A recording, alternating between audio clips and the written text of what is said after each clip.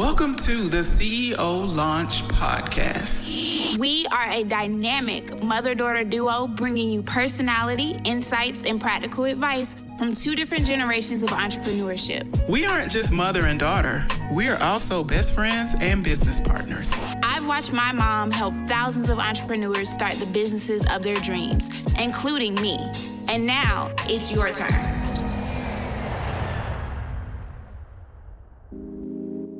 In the last episode, The Candy Lady Story, we talked about our almost first businesses.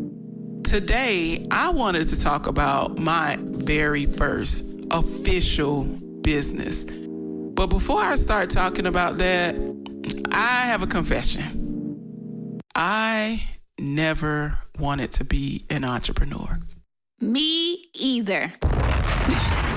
What? Yeah. I didn't want to be an entrepreneur. I didn't want to have to guess where my next paycheck was coming. I didn't want to be broke. And I wanted health insurance.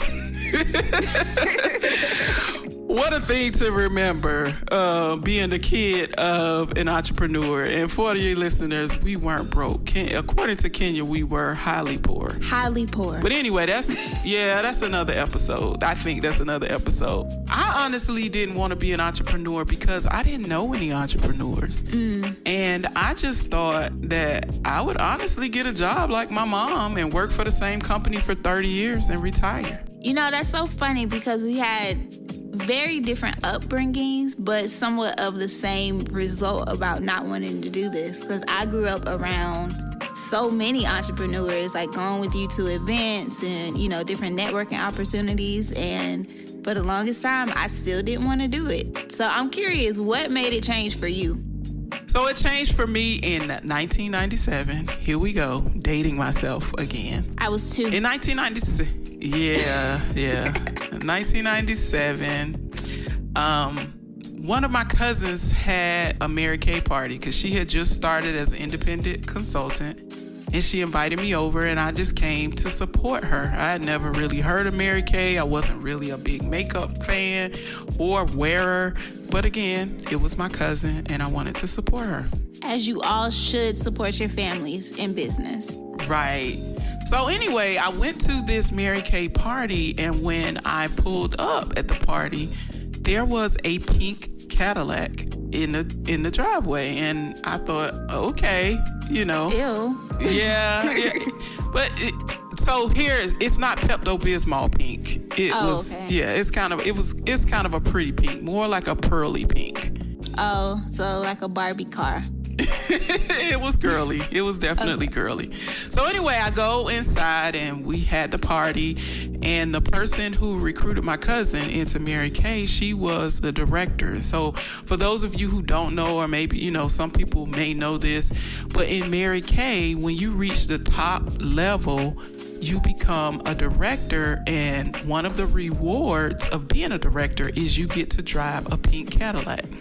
And there's a long story, and Mary Kay has an amazing history that goes behind that story, but the short version is that Mary Kay came up in a time when women salespersons didn't really exist, and so she wanted to create a company where women can have this success that they didn't once have. So anyway, the story is not about Mary Kay, so to speak. You know, amazing story, amazing company. I went to this party for my cousin, and there's this black lady, and she's a director of this company, and she's driving the pink Cadillac. So she taught us skincare, and she gave us some makeup tips. But the thing that caught my eye was when she talked about the business opportunity. So you weren't intrigued by the pink Cadillac? Not really. Okay. Not really. You know, so here's the thing. If I had become a pink Cadillac driver, I would have driven it because there was a lot of status that went along with driving the pink Cadillac. And now they get pink Escalades. So again, it's a pretty pink. Oh. It's a pretty pearly pink. So okay. Again, I was just intrigued because I told you I didn't grow up around entrepreneurs. And so now there's this lady that's talking about all this money that you can make and all the fun that you have doing these parties. And the party was fun. And I was interested. Mm-hmm. You went home and signed up for Mary Kay. No, not exactly. I didn't sign up right away because even though the cost to start a business then was only $100, I didn't have it. Oof. We were, you were only 2 years old, and your dad and I, we were making just enough to pay the bills. And just, when I think about this now, like, we didn't have an extra $100. Or maybe we did and we just didn't budget it right or whatever. But your dad didn't go to the meeting with me, so he didn't see what I saw. So all he saw was $100 coming out of the budget. And it wasn't a good time. But I never gave up. Mm-hmm. That stayed in my head because it never left me. And 18 months later, I had saved up my little money. You had that $100. Yeah, it took me 18 months to get my $100. But I saved up my money and I became a Mary Kay consultant. Wow. So, did you get the pink Cadillac? No, I didn't get the pink Cadillac. But let me just tell you, one of the things, Mary Kay did a lot of things for me. One, it gave me the confidence that I have today. Mm-hmm. And I don't think I would have had this confidence to be an entrepreneur had it not been for Mary Kay. Mm-hmm. So I got that. I learned lots of makeup tips. Like, I learned how to do makeup, and probably not the way we do makeup today, but I learned a lot about skincare and makeup, and it was fun. And I think the final thing that it gave me was, it gave me the real world experience of running a business. I have a business degree, several, but actually running a business and studying about it in school, two different things. So it's an opportunity and it's an experience that I am forever grateful for. I love that. And one of the things that I really love about your story is that you saw someone who looked like you and it made it real that you could actually do it. And I think so much in society, especially right now, we're having conversations about, why Black Lives Matter. And I think that's a really great example on how representation can change someone's life. 20 years later, you're still in business. 20 years later, you are a best-selling author. You have done multiple TV shows, and, you make some pretty good grits, too. But yeah, you're right. You're right, though. Representation is so important, and it wasn't until I saw another Black lady that looked like me doing it that I believed that I could do it, too. Mm-hmm. And so this is for all of our aspiring entrepreneurs. If you don't have anybody in your family, if you are a first generation CEO, as we like to say, don't let that hold you back. That doesn't mean that you can't do it. There are so many resources and tools available to you to help you succeed and pave your way in this entrepreneurial world. And at the very least, you know us. So if you ever have a question, that's what we're here for. So let's talk about, before we wrap up, let's talk about your story and why you didn't want to be an entrepreneur. And I know you said you didn't want to be broke and you wanted healthcare, but I think it was more to the story. So why don't you tell us? To be honest, I've always been I've been a good kid, but I exist as a rebel.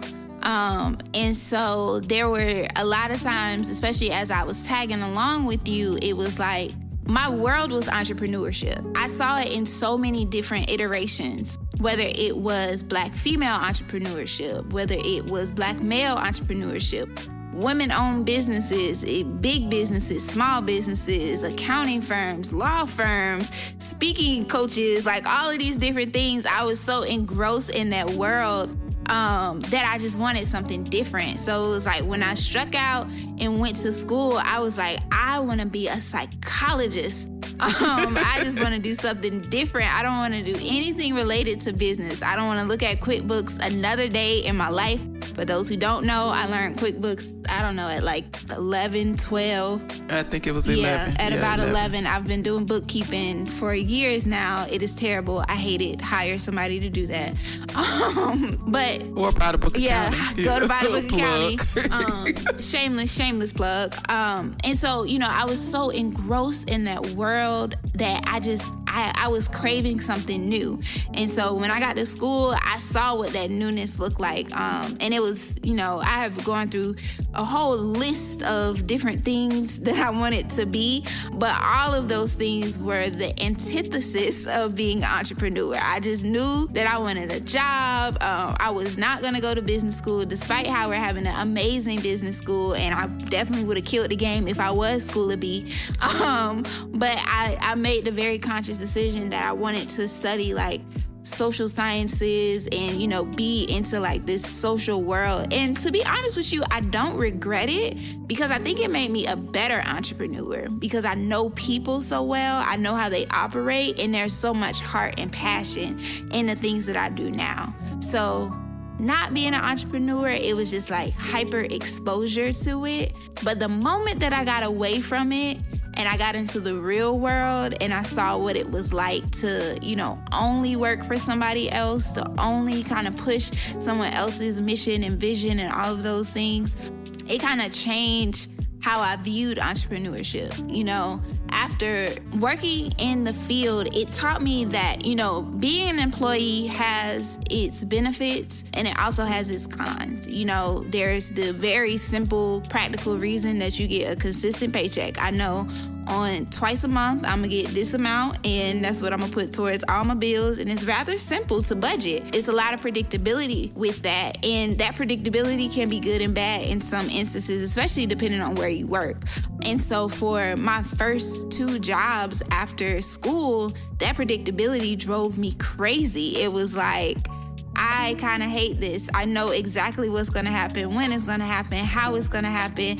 Like, I don't want to do this. Like, this makes me unhappy. This is not, like, this just isn't igniting any type of fire or passion in me. And so after those, I was so certain that I was just going to forge my path and just start my own business and do whatever I needed to do. Then I found my 3rd job, the job that I currently work at now. And the way that I went about it, it inspired me to really inspire others, because I think it's possible to do both. I think it's possible to be both an employee and to be a CEO and to be happy in both of those spaces, as long as you're intentional about it.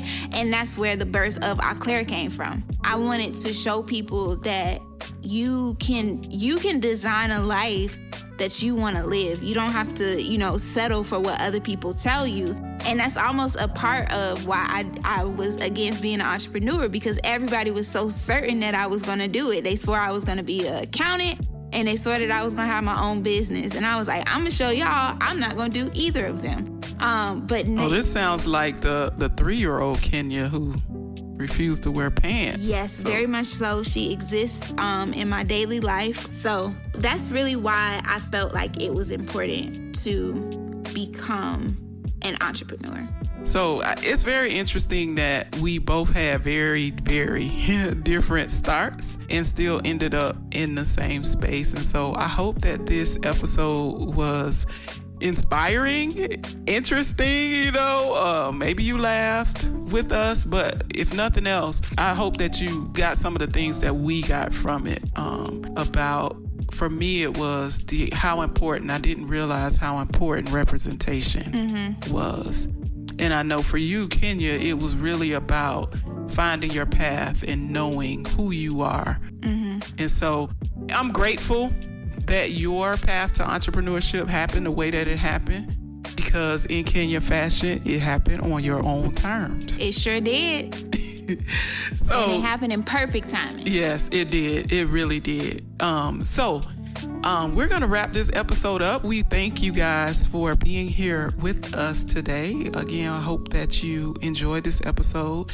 And if you haven't already joined our online community, the Efficient CEO Movement, we'd love to have you there to continue the conversation, for support and tips and just encouragement on this entrepreneurial journey. And check out our next episode where we're going to talk about how we found purpose in entrepreneurship. See you next week. This is a Clearwood production.